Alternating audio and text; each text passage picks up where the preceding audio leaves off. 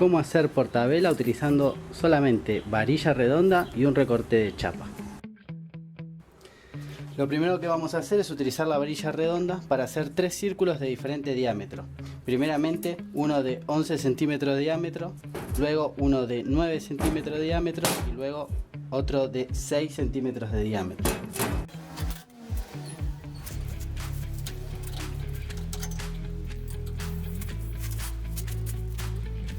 Una vez que ya tenemos los 3 círculos creados, antes de unirlos vamos a soldar el círculo de diámetro menor sobre una chapa que va a ser el soporte de nuestra vela.